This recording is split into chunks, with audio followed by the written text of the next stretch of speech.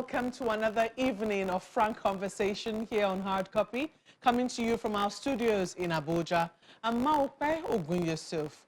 It's been a full week with a lot of headlines screaming for attention, from security following the attacks in Kaduna to the announcement by the federal government that the subsidy on petrol will soon be history, and the attendant reactions that are sure to follow that. We intend to keep you posted here on Hard Copy. Tonight, however, we turn our attention to a matter where we've made a bit of progress, but even the progress looks like it's the start of another tedious journey. Sexual and gender-based violence has received a bit of attention in our recent history, no thanks to the story of victims, some of whom have paid the supreme price, like Vera Omozua, who was brutally murdered in Benin last year, as well as Grace Oshiago, Barakat Bello, and Azizat Shomuyua in 2021, that's this year. The bone-chilling story of the rape and murder of Inyobong Umorin in Akwa Ibom State is still quite fresh. Now, although there's been some response by the federal government and state governments, who both declared a state of emergency on the matter in 2020, what has that really translated to? Tonight on Hard Copy, as the annual 16 days of activism kicks off, we take stock of progress made in helping SGBV victims who lived through the ordeal become survivors, and those who have died get justice. I have two guests tonight. Professor Joy Ezilo, OON, is a woman of many parts, a lawyer, feminist, scholar, and activist. But for this discussion tonight, we'll simply stick with her designation as the chairperson of the Sexual Assault Referral Centers. She joins us via Zoom from Oka in Anambra State. Prof, you're welcome to Hard Copy. Yes, I don't know whether you can hear me, but I'm having a bit of challenge. Well, we can hear you loud and clear, Prof. If you can hear us, just stay with us.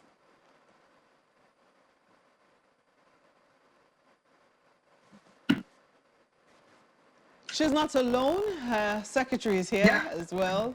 Oluwatoyosi Giwa is a technical lead, civil society engagement for the rule of law and anti-corruption program funded by the European Union and implemented by the British Council. Toyosi, welcome to Hard Copy. Thank you very much, Maokpe. It's good to see you back here after 2 years. Yes, it's 2019, yes, 16 days of activism. I was last here. Indeed. So, Prof, let's start with you. It's been 6 years since the Violence Against Persons Prohibition Act was passed, and 18 years since the Child Rights Act was passed. Now, we hear that a number of states are now domesticating these laws in their state. Has it really made a difference? It has, even though sometimes it feels like one step forward, two steps backward. But then, really, on a serious note, in terms of legislative development, we have moved to a comfortable position where we can say we can celebrate. But then it's not euphoria yet. In terms of actual implementation, shifting from that standard setting or looking at the laws, you can see a huge gap or even a gulf between the law in the books and the law in action. So it's there, we're happy we've achieved it, and that's sometimes what is the problem. Everybody put attention to be advocating for a law, and now to thoughts of the state of the federation have this law, we have an FCT 6 years down the line, we are still talking about lack of full operationalization of it, or effective and efficacious implementation of it. There are a number of provisions that are yet to be activated, even under that Violence Against Persons Prohibition Act. Take, for example, issue of protection order. I don't know any protection order that has been granted anywhere. Talk about protection officers. Protection officers have not been institutionalized. Then you look at even the provision for medical assistance, counseling. Is not something that is being done. Yes, NGOs were recognized also under the law as part of those who can provide in addition to what state is doing, but they are still not. They are far from being operationalized. You can't get to a court premises and you see you can find counseling or support for victims of violence, against persons. Some others, there have been progress like having a register for convicted offenders, which is now domiciled under NAPTIP, which is good because under the law, it wasn't very clear at the beginning whether who was to keep that register. Was it the police? Was it the High Court, Federal High Court, or the FCT High Court? But at least NAPTIP as an implementing agency have taken that up. So that is working. Then in terms of, conviction is still very low, no prosecution. How many people are taking advantage of that? And when you look at the cases, they are growing.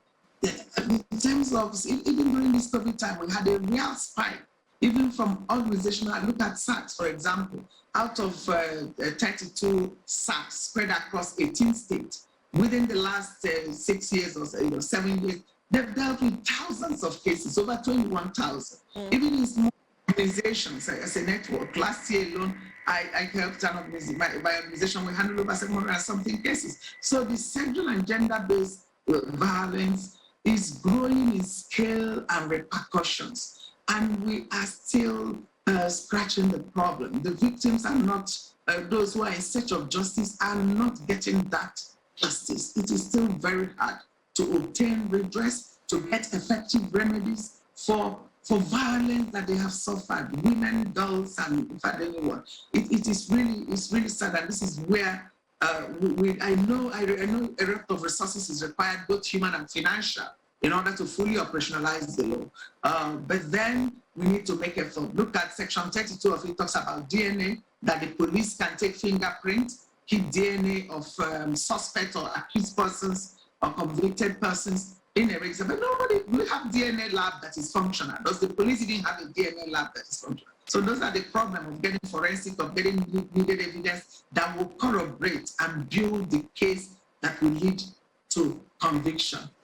Well, it's still a long road, but I mean, as Prof did say, there's been some progress. And one of it is the fact that, the SACS have now grown, the sexual assault referral centers have now grown in number from just one, and as Prof did say, to about 32 in 18 states. So there's more and more places that women can go to, at least victims can go to, because victims are not just women in many cases. Now we understand that even boys, young boys, are increasingly become victims of sexual and gender-based violence. And I know that a lot of this is owing to the work that ROLAC, alongside, a few other NGOs, are also doing the advocacy.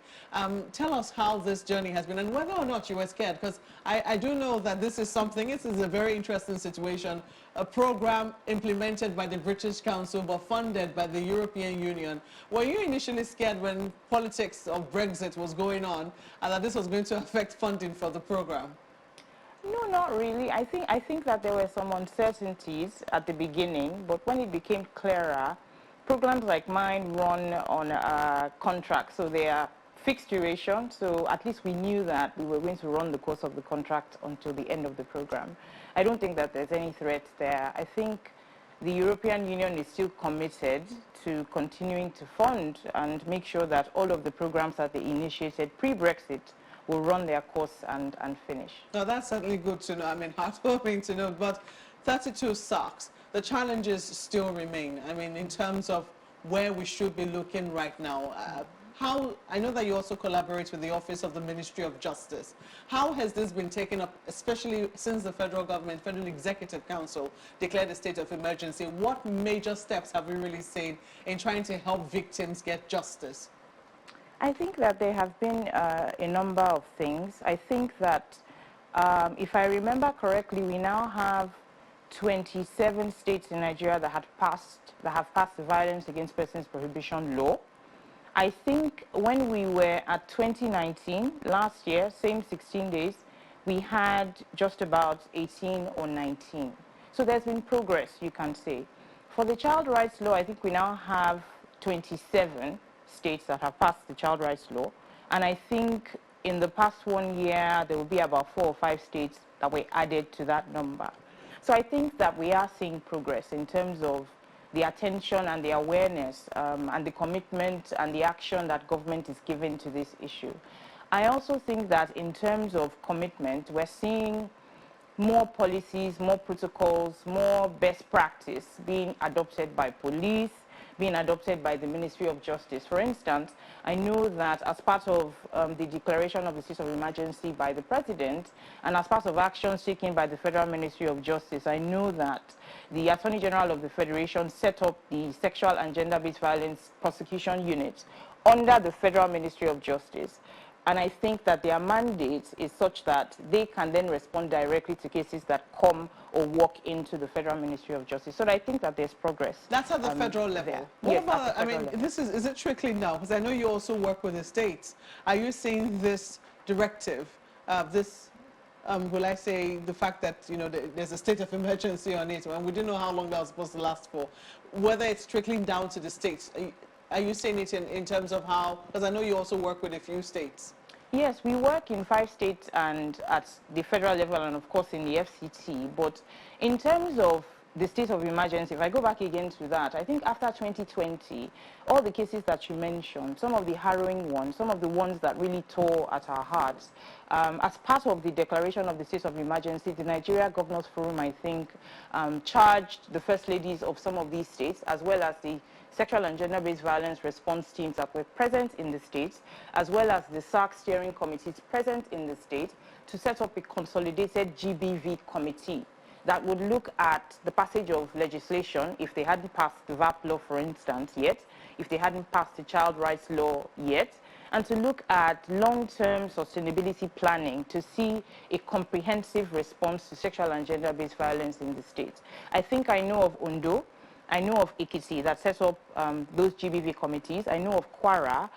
There are a couple more, I'm sure. I can't remember now. I know of Ogun State. I know that Ogun State set up a sexual and gender-based violence response team. They set up a GBV committee, and they set up a sexual assault referral center. So I think that those actions are being taken. But as Prof said, I still think that we need to see more commitment in terms of funding.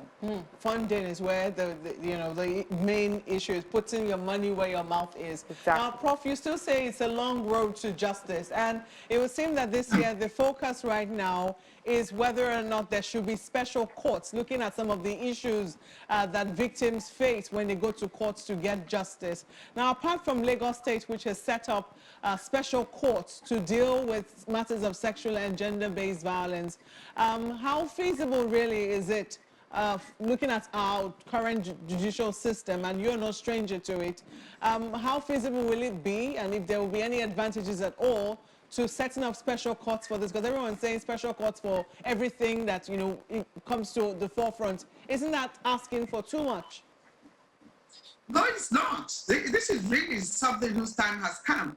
And then it's really a best practice that has been institutionalized in many countries.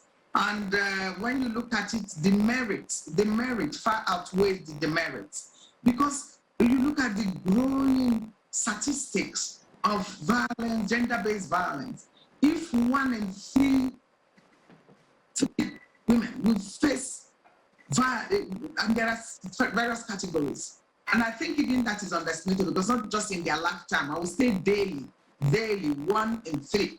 So if you look at the statistics, you look at also the societal responsibility to protect those who are wronged, or who are facing threats of violence, or have been violated, or have suffered any form of violence, and the unmet needs in terms of access to justice, then you know that this is the time to do something. For example, in the United States, they have over 200 domestic violence courts, 200 scattered, and you know it's only 50 states. So just like they started, of course, across 32 states, we don't have to have just one per state. Every state that has enacted the violence against persons prohibition law at state level, or even the act at FCT level, that has also backed it up. Some already have the gender-based violence committee, and I must say Enugu State is one of the states that have put that framework, and I serve on that team.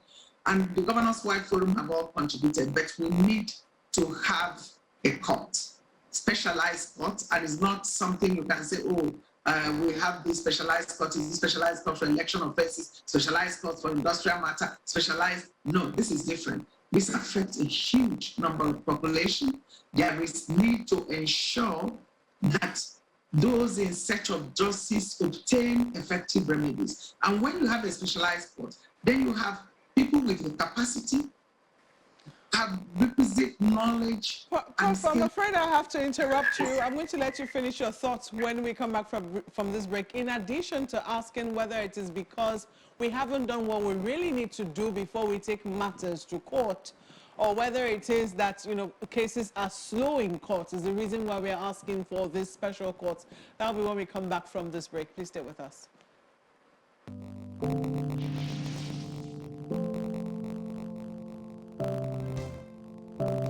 Welcome back. You're watching Hard Copy, coming to you from our studios in Abuja. Professor Joy Ezilo OON, a lawyer, feminist, scholar, and activist, and chairperson of the Sexual Assault Referral Centers, is our guest, as well as Oluwatoyosi Giwa, who's the technical lead, civil society engagement for the rule of law and anti-corruption program funded by the European Union and implemented by the British Council. I always have to add that so people understand collaboration. They are our guests tonight, and we're talking about sexual and gender-based violence, where we are and where we're moving to.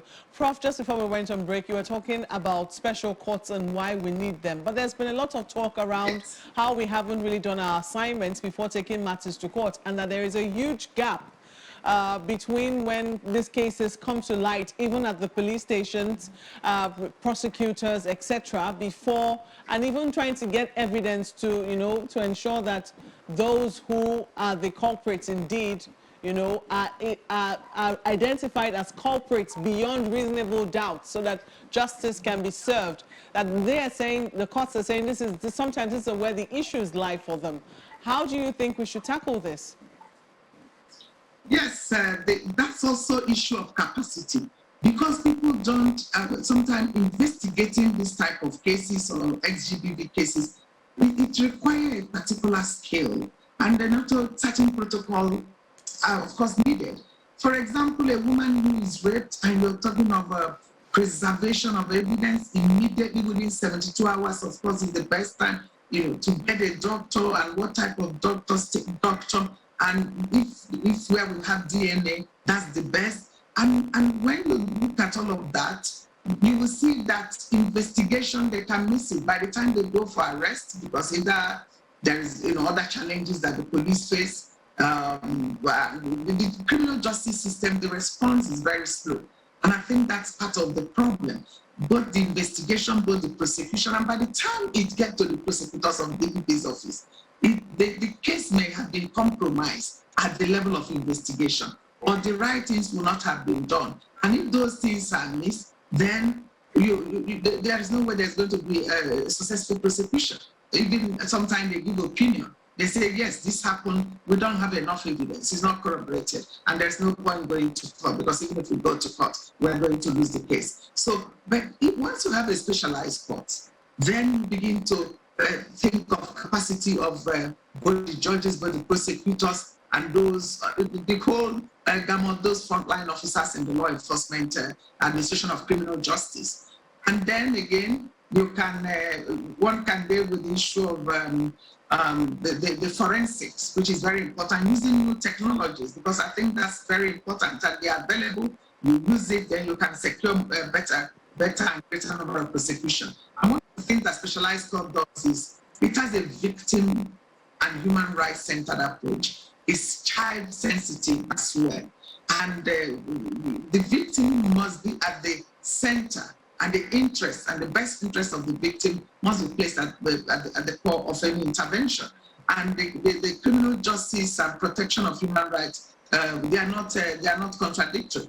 And luckily that we have complementary laws like AJA, the Administration of Criminal Justice System, under which you can even take electronic, and with Evidence Act, electronic evidence, you can have hearing in camera, so that that victim or survivor of rape, for example, will not be ridiculed in court by cross-examination, or even we can protect children who are involved, or the other different disabilities. Prof, Prof, let me quickly come to Toyosi. So do you think that where advocacy is currently facing, and because some people will say that special courts will not solve the problem of improper investigation, that will still remain a problem. Have we been able to identify that the reason why we're seeing a low rate of conviction is because we do not have special courts? I don't think it's just about the courts. I think it's what Prof said. There are many levels. If you think about a typical victim, somebody who has been raped, let's say in the middle of the night, the first thing is, where is the access to report? How does the person report? Do we have hotlines if the person can't physically go to a police station? And when the person goes to the police station, what kind of services does the person get offered at the police desk? Are the hospitals prepared? Do they have rape kits? Do they have a system or a protocol for collecting and documenting injuries and taking photos and preserving the evidence, as Prof pointed out? And from then on, how does the person get connected to the legal system? And what happens when the case eventually gets to court? Also, when you are talking about services and support for the survivor, it's also counseling. If it's a child, it's also social welfare. If the person is in danger in their home or at the scene of the rape or where it happened, if it happened in the home, then it's about relocating the person as well. So I think that there are many facets to respond. There are many angles where the system fails the survivor, from the point of reporting up to the point of being in court. And I think that those are the different points or the critical channels where we need to address the issue. So, Prof, I want to ask you, what are we going to be doing in terms of asking, because you've identified funding as a key issue. How do we begin to prioritize that? As you very well know, we're bedeviled with so many issues. Security is a big issue, health, education, all of these are begging for funds. How do we begin to integrate and say that, this issue of SGBV is something that also needs to be prioritized so that monies can be given to it? Yes, SGBV is clearly a human security issue, and one needs to live a life free from violence. And the budget is very key, and state must take responsibility because they have the obligation to protect, to respect, to protect those who are vulnerable to SGBV, and then to also enforce their rights and ensure that they get effective remedies. And it's important when we talk of gender budgeting, so sometimes we just miss it. And budgeting for this type of, I wouldn't just say social services is part of it, and you find that they don't get really any attraction. There is a mismatch in terms of our budget for that. We rely a lot on donor funding. That came into existence and is still, I know that some state governments have really, put in money, but without that support from DFID, starting from DFID, British Council, EU, we may not have gotten where we are. And it's not that the money is not available, but sometimes people don't see the need. It may not take all the money. It's about judicious use of resources and also mapping out money for this and a amount in the budget and starting with it. And where that is done, Lagos State, some other states are doing it, and it's possible. They can also work and collaborate with NGOs who can have other support services, not just NGO, faith-based organization. They may provide shelter, for example. Another one can provide medical services, and there could be just national referral mechanisms, state referral mechanisms. And when a case is reported to the police will know right away, I'm going to refer to SAP. I'm going to refer to this for shelter if the person is in need. And then the government doesn't have to pay for all, but then they also have to put money in the budget. They don't necessarily have to run the programs because they can also support service providers that are NGOs in order to deliver those services. That's one of the beautiful standards that are in this violence against persons, because it recognizes service providers, it recognizes the work of NGOs, and then the fact that budgets, we need budgets, of course, to do this. Even with regard to specialized costs, we have to talk of infrastructure. And then some of the problems with or challenges with regard to effective implementation of the VAB law is that the infrastructure is not there. The resources required, human and financial, have not been. Is there anything we can do, Prof? I mean, not to you now, to tell us. Is there anything we can do to incentivize states to do this? Because sometimes, you know, they always say that when you do infrastructure, at least people can see it. When you spend money on social services, it's very difficult for you to justify. Is there anything we can use to incentivize states to say this is a good place to put money? I think that it's a problem, you know, it's a question of states seeing this as a priority. You know, as Prof said that sexual and gender-based violence is a human rights issue. It's a crime. It's a violation of the citizens' rights. And I don't think that people think it's that much of a crime. If you talk about armed robbery, you talk about murder, you talk about other crimes, I'm not sure that in our society, the weight that sexual and gender-based violence should carry, I'm not sure that many people accord that amount of gravity to sexual and gender-based violence. So I think it starts there. I think people need to recognize it as something that derails completely the lives of the survivors or the victims of it. I think they need to see it as something that's an emergency. It happens a lot in emergency settings. It's a part of the crimes of war. In the Northeast, for instance, where RULAC is working in Adamawa State, we see it a lot where sexual and gender-based violence is interwoven with the insurgency and with the conflicts and with the violence in the Northeast. So I think it's that commitment and seeing it for what it is. It's a human rights violation, it's a crime, and it should carry the same weight with regard to enforcement of the law. Well, we're totally out of time. I wish you could go on with this conversation, but at this point we have to say, Professor Joy Ezilo, OON, and Oluwatoyosi Giwa, thank you for coming on Hard Copy tonight. Thank you very much, Malpe. Thank you, Malpe. Thank you for having me. Thank you. Well, that's our program tonight, but we'd love to hear from you. Please send us a comment or two using the handles showing on your screen. Thank you for watching. I'm Malpe Ogun Yusuf. Good night.